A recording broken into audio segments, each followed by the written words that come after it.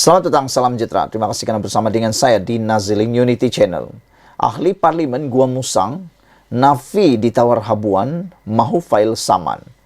Menjadi persoalan kita pada petang ini sebelum kita teruskan ulasan ialah, kalau ahli Parlimen Gua Musang dah menafikan terima habuan, kalau ahli Parlimen Labuan juga telah menafikan menerima habuan dan suguhan dan juga ugutan, siapa yang dimaksudkan ahli parlimen yang telah diberikan tawaran suguhan dan juga diugut kononnya itu? Itu yang menjadi persoalan kita. Siapa orang yang didakwa, ditawarkan habuan dan diugut pula? Kalau dua ahli parlimen ini, tiga ahli parlimen ini dah menafikan, jadi siapa pula ahli parlimen yang benar-benar ditawar habuan dan suguhan? Ini makin mengejutkan kita, makin membuatkan kita bengong. Ahli parlimen Gua Musang, Muhammad Azizi Abu Naim berkata, dia akan memfailkan saman terhadap Ketua Penerangan Bersatu, Razali Idris, yang menuduhnya menerima suguhan untuk mengisytiharkan sokongan terhadap Perdana Menteri Anwar Ibrahim. Jadi kalau ahli parlimen Gua Musang sudah menafikannya, ahli parlimen pun Labuan pun telah menafikannya, siapa yang betul-betul terima atau siapa yang betul-betul diugut?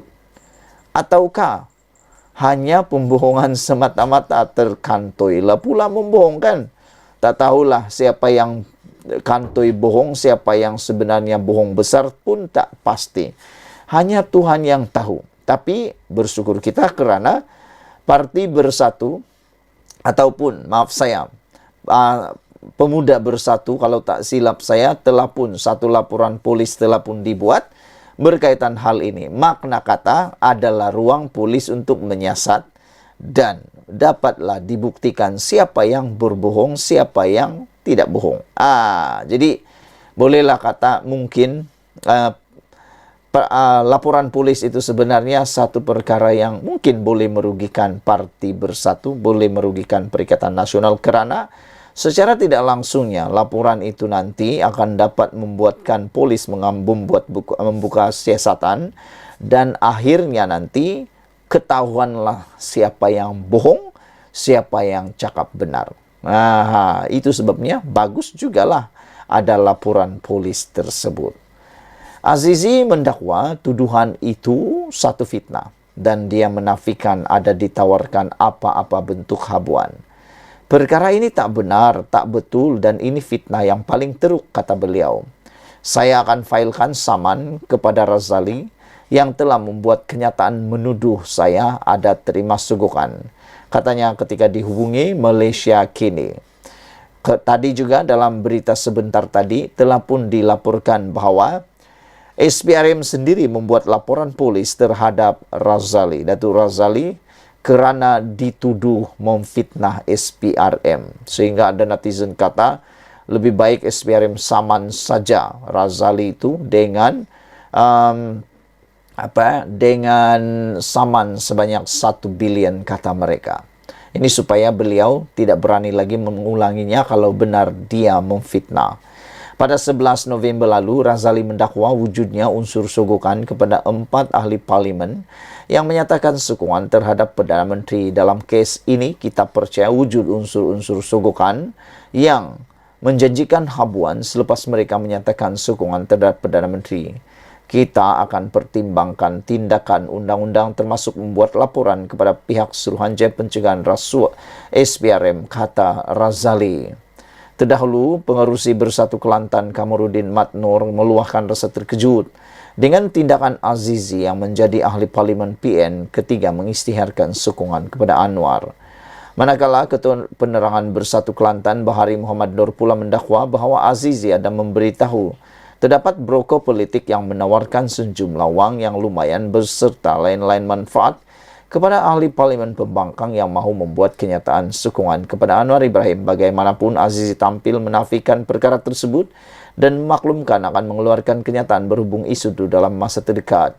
Pengerusi negeri telah memutar belit kenyataan saya yang saya cakap lain tapi mereka buat tafsiran lain, katanya.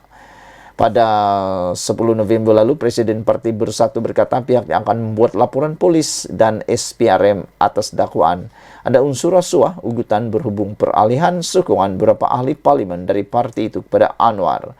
Muhyiddin juga mendakwa pihaknya telah mengumpulkan bukti bagi menyokong dakwaan itu. Beberapa komen daripada netizen tentang hal ini daripada Mr. Sakau mengatakan bahwa contoh, pencuri yang mencuri tidak tinggalkan kesan, ini memang pandai dan licik. Pemfitnah pula memfitnah seseorang tanpa bukti dan sokongan, ini memang bodoh tak bertempat. Ada obatnya orang-orang seperti ini, saman jangan tak saman, kata Mr. Sakau. Sekian dulu untuk kali ini, jangan lupa tinggalkan komen Anda, tekan butang subscribe, kita jumpa lagi, bye-bye. Selamat datang, salam sejahtera. Terima kasih karena bersama dengan saya di Nazilin Unity Channel. Sejak akhir-akhir ini, Mahathir kena serangan habis-habisan. Manakan tidak, tindakan beliau yang makin lama, makin menghairankan. Dalam episod baru-baru ini bersama dengan KJ, dalam podcast beliau, ditanya mengapa Mahathir tidak suka dengan KJ, jawaban Mahathir amat mengejutkan ramai orang. Anda boleh cari itu dalam ruangan di YouTube. Tapi yang mengejutkan kita hari ini, berani juga, beraninya pemimpin UMNO ini menyatakan sesuatu yang di luar jangkaan kita. Tak sangka Puan Zarkasi berani mengatakan idol dulu ini, idol UMNO dulu ini, bekas pemimpin besar UMNO dulu ini, digelar oleh Puan Zarkasi sebagai Raja Kroni. Mahathir sendiri Raja Kroni, kata Puan Zarkasi, mana mungkin SPRM di arah siasat UMNO. Seorang pemimpin UMNO menyifatkan Dr. Mahathir Mohamad sememangnya tidak mahu SPRM menyiasat politik uang dalam UMNO kerana dirinya sendiri adalah Raja Kroni dan nepotisme. Ahli Majlis Kerja Tertinggi UMNO Muhammad Puan Zarkasi berkata, malah Dr. Mahathir juga punca politik perniagaan bermula dalam UMNO. Macam mana nak suruh SPRM siasat? Tun Mahathir sendiri Raja Kroni dan nepotisme. Dia bail out syarikat perkapalan milik anaknya Mirzan masa kegawatan ekonomi, kata Puan. Dia bawa masuk Tun Daim Zainuddin dalam UMNO. Bermulalah politik perniagaan dalam UMNO.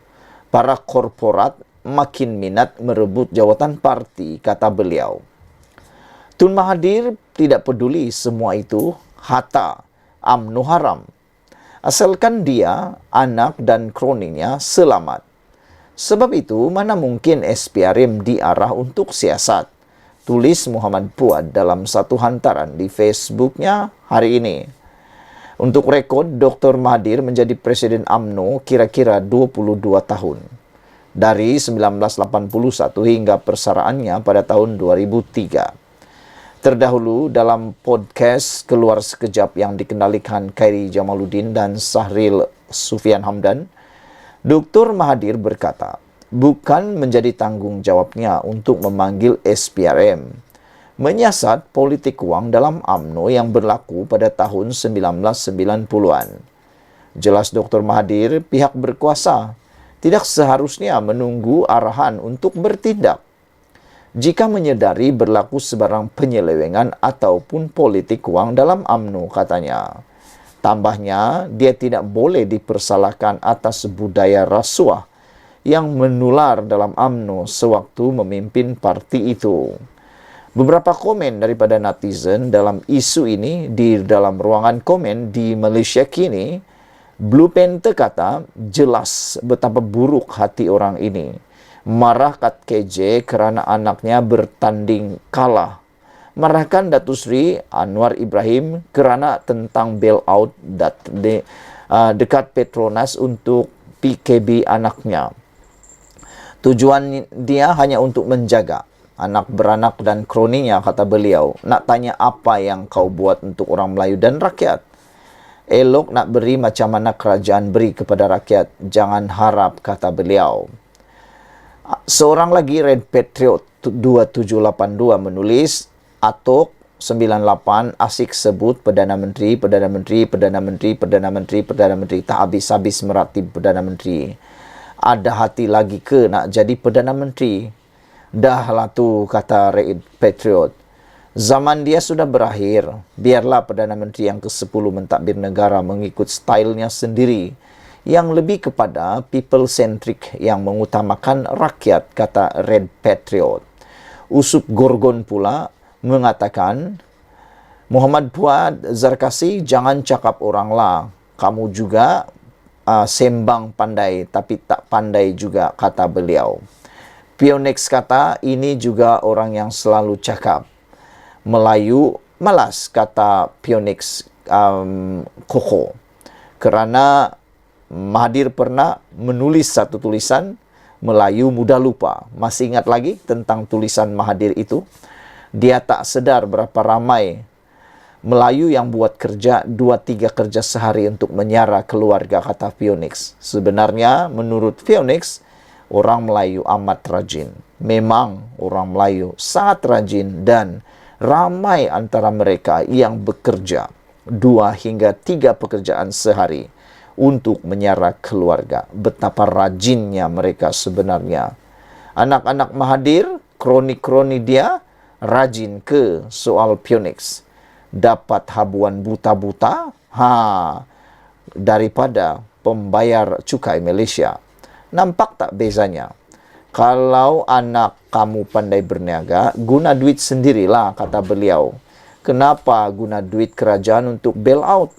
Kami ni kalau kena blacklist dengan bank-bank, maka habislah hidup kami, kata beliau.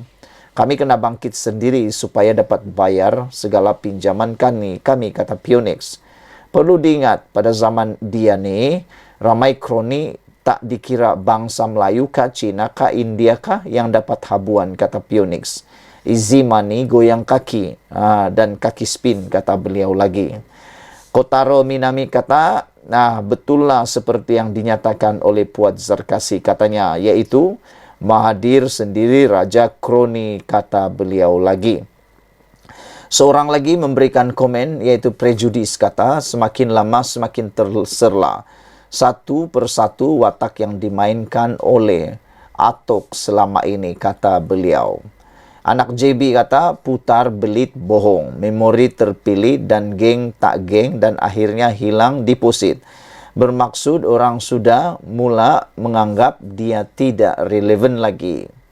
Brown Falcon tulis, kebanyakan ahli politik Malaysia ni memang tak boleh dipercayai, kata beliau. Mr. Sakau kata, sejarah tercipta, bekas Perdana Menteri hilang deposit, bahkan semua ahli politik ataupun calon politik di dalam parti yang diwakili oleh bekas Perdana Menteri, iaitu Tun Mahathir, tiada satu pun yang menang dan semua hilang deposit.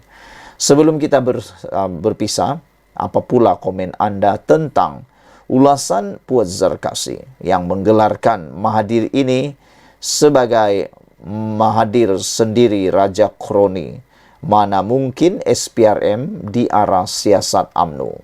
Sekian dulu untuk kali ini. Jangan lupa tinggalkan komen anda, tekan butang subscribe. Malaysia kita punya, kita juga sama-sama cintai Malaysiaku. Bye-bye. Selamat petang, salam sejahtera. Terima kasih kerana bersama dengan saya di Nazilin Unity Channel. Yang mengejutkan petang ini, SPRM buat laporan polis terhadap ahli bersatu. Wow, ini panas. Ikuti terus ulasan selepas ini. Saudara-saudara sekalian, satu laporan polis telah dibuat oleh SPRM, Suruhanjaya Pencegahan Rasuah Malaysia, hari ini berhubung tindakan seorang ahli Parlimen Bersatu Terengganu yang didakwa memfitnah badan penguat kuasa itu. Sehingga kan ada netizen yang berani menulis, mereka menyindir Parti Bersatu dengan mengatakan, mungkinkah SPRM akan menyaman bersatu dengan nilai 1 bilion ringgit? Hal ini kerana untuk membuat atau memberikan pengajaran paling besar kepada Parti Bersatu supaya lebih berhati-hati dan jangan sembarang menuduh, kata mereka. Ini kan pula Badan SPRM ialah badan bertanggung jawab penguat kuasa di Malaysia yang harus dipercayai oleh setiap lapisan masyarakat, bahkan seluruh dunia. Jadi tindakan difitnah itu satu perkara yang tak boleh dimaafkan. Kata mereka, wajar SPRM menyaman 1 bilion terhadap Parti Bersatu, kata mereka lagi. SPRM menerusi kenyataan tersebut berkata, dalam satu hantaran di aplikasi TikTok bersama @winchin11, Ketua Badan Pimpinan Negeri Bersatu Terengganu, Datuk Razali, telah mengeluarkan beberapa tuduhan palsu dalam ceramah beliau. Ceramah itu sewaktu Majlis Pelancaran Jentera Pilihan Raya Kecil PRK Parlimen Kemaman pada 10 November lalu. Beliau telah menyatakan bahawa jentera-jentera kerajaan, SPRM dan hakim-hakim dikawal oleh kerajaan semasa serta mempertikaikan keputusan Hakim Mahkamah Tinggi berhubung sabitan 4 pertuduhan ke atas bekas Menteri Belia dan Sukan. Wow, ini memang bukan alang-alang, bukan calang-calang tuduhan beliau ini. Sudahlah melibatkan semua jentera kerajaan, SPRM, bahkan hakim-hakim dan mempertikaikan keputusan Hakim Mahkamah Tinggi. Silap-silap, beliau akan dikenakan tindakan menghina mahkamah pula. Itu mungkin boleh terjadi kepada Datuk Razali Idris. SPRM memandang berat fitnah dan tohmahan yang dilemparkan kerana ia boleh menjejaskan keyakinan orang ramai terhadap sistem penguatkuasaan dan perundangan negara. Maklum kenyataan itu hari ini. Susulan itu, SPRM berharap tindakan sewajarnya dapat diambil dengan segera terhadap mereka yang mengeluar dan menyebarkan fitnah berkenan. SPRM menegaskan mereka adalah badan penguatkuasa yang diperkasa oleh undang-undang untuk melaksanakan fungsi dan peranan membenteras rasuah dengan bebas dan profesional tanpa dikawal mana-mana pihak. Pada 26 September lalu, Mahkamah Pilihan Raya Terengganu membatalkan kemenangan Sheikh Alias Hamid yang mewakili PAS setelah pihak pempetisyen iaitu Wan Muhammad Hisham, Wan Abdul Jalil iaitu pengundi, berjaya membuktikan perbuatan rasuah telah berlaku dengan tujuan mempengaruhi pengundi pada pilihan raya umum ke-15 yang lalu. Kemudian, pada 3 Oktober lalu, PAS memutuskan untuk tidak memfailkan sebarang rayuan terhadap keputusan petisyen Parlimen Kemaman yang membatalkan kemenangan parti itu. Saudara-saudara sekalian, apa komen anda tentang ulasan dan tajuk pada hari ini? SPRM buat laporan polis terhadap Bersatu, dan wajarkah SPRM menyaman saja Datuk Razali Idris ini dengan nilai yang amat besar supaya menjadi pengajaran kepada sesiapapun yang ada di Malaysia supaya lebih berhati-hati dan tidak berani lagi untuk mempertikaikan kredibiliti, bahkan tidak lagi memfitnah SPRM. Selain itu, dalam kenyataan yang telah pun dibacakan tadi, supaya Datuk Razali Idris tidak lagi mengulangi perbuatan menyatakan bahawa jentera-jentera kerajaan, SPRM dan hakim-hakim dikawal oleh kerajaan semasa serta tidak lagi mempertikaikan keputusan Hakim Mahkamah Tinggi. Sekian dulu, ikuti terus ulasan selepas ini. Selamat petang, salam sejahtera. Terima kasih kerana bersama dengan saya di Nazilin Unity Channel. Akhirnya, identiti pengkhianat dalam Parti Bersatu didedahkan. Anda pasti terkejut siapa orangnya, kerana orangnya amat-amat tidak disangka sama sekali. Ikuti terus ulasan selepas ini.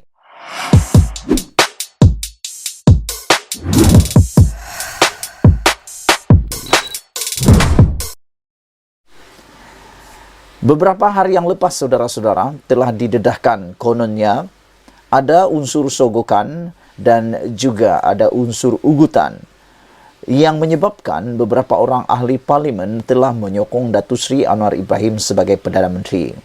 Perkara ini telah didedahkan kononnya di parlimen.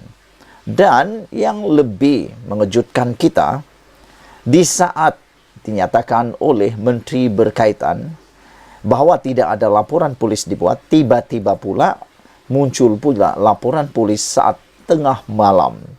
Sehingga menteri yang berkenaan menyindir dengan sinis, wah rajin juga bekerja sehingga lewat malam, tengah malam. Buat laporan polis tengah malam. Tak bolehkah buat laporan polis waktu siang, kata netizen. Kelihatan memang agak terdesak untuk membuat laporan polis. Namun demikian, yang mengejutkan kita, daripada dakwaan yang dibuat melalui laporan polis itu kononnya, ahli parlimen tersebut, 4 ahli parlimen itu ada yang diugut dan ada yang diberikan sogokan. Yang mengejutkan kita ialah apabila orang yang kena sebut namanya, yaitu Farhas, tampil membuat penafian dan mahu buat laporan polis dan mahu menyaman Wan Faisal. Yang menariknya, apa yang dijawab, apa jawaban Wan Faisal selepas Farhas mahu lapor polis dan mahu menyaman beliau. Mahu tahu apa jawaban Wan Faisal? Awas, jangan ketawa. Bekas setiausaha politik Anwar Ibrahim Farhas Wafa Salvador mahu mengambil tindakan undang-undang terhadap Ketua Pemuda Armada Bersatu Wan Faisal Wan Ahmad Kamal selepas mendakwa dia bertanggung jawab menarik sokongan wakil rakyat pembangkang kepada Perdana Menteri. Farhas dalam satu kenyataan menafikan sekeras-kerasnya tuduhan berkenan yang disifatkannya sebagai fitnah dan berniat jahat. Disebabkan oleh kenyataan dan tuduhan fitnah yang dilontarkan kepada saya akan membuat suatu laporan polis agar siasatan dan tindakan lanjut diambil oleh pihak polis terhadap Wan Faisal. Jadi ada netizen kata, mungkinkah tindakan itu adalah tindakan yang makan diri sendiri Wan Faisal, kata mereka. Mungkinkah ini akan menyebabkan lebih banyak perkara yang akan timbul pula dan tidak pula menguntungkan Perikatan Nasional? Saya juga merizabkan hak saya untuk memfailkan tuntutan saman fitnah terhadap Wan Faisal, kata beliau lagi. Terdahulu, Wan Faisal mendakwa terdapat 2 individu yang bertanggung jawab menarik sokongan wakil rakyat pembangkang kepada Perdana Menteri Anwar Ibrahim. Menurutnya, selain Farhas, seorang lagi individu terlibat dalam kegiatan menyogok dan memberi suapan melalui janji-janji bantuan kewangan kepada ahli parlimen bersatu. Wan Faisal yang juga ahli parlimen Macang berkata, video-video berkaitan usaha menarik sokongan wakil rakyat pembangkang itu boleh dilihat melalui perkongsian di laman-laman sosial seperti Facebook dan TikTok, kata beliau. Video tersebut menjelaskan peranan bekas setiausaha politik Perdana Menteri itu, yaitu Farhas dalam perkara ini, kata beliau lagi. Terdapat juga satu video menunjukkan identiti seseorang datuk botak yang memainkan peranan untuk menyogok dan mengugut ahli parlimen pembangkang untuk menyokong Perdana Menteri dakwanya. Dalam pada itu, Farhas berkata, Wan Faisal membuat dakwaan itu bagi menyebarkan kabar angin yang tidak benar untuk kepentingan dirinya sendiri. Malah Farhas berkata, dia juga sudah lama tidak terlibat dalam kegiatan politik. Saya sudah lama tidak terlibat dalam kancah politik dan kini hanya menjalankan kehidupan sebagai ahli perniagaan, kata beliau. Saya tidak faham mengapa saudara Wan Faisal telah melontarkan fitnah sedemikian terhadap saya dengan niat untuk menjatuhkan reputasi dan kehormatan diri saya demi kepentingan politik beliau, tegasnya. Sejak bulan lepas, 4 ahli parlimen bersatu mengisytiharkan sokongan terhadap pentadbiran Perdana Menteri. Mereka ialah Iskandar Zulkarnain Abdul Khalid, Kuala Terengganu, Suhaili Abdul Rahman Labuan, Muhammad Aziz Abu Bakar Gumusang dan Zahari Kecik Jeli. Wakil rakyat berkenaan membuat keputusan itu dengan alasan untuk menjaga kebajikan pengundi di kawasan masing-masing. Sebagai timbal balik, mereka memperoleh peruntukan pembangunan daripada Kerajaan Persekutuan sebanyak 4 juta ringgit di kawasan masing-masing. Sekian dulu untuk kali ini. Jangan lupa tinggalkan komen dan tekan butang subscribe. Ikuti terus ulasan selepas ini.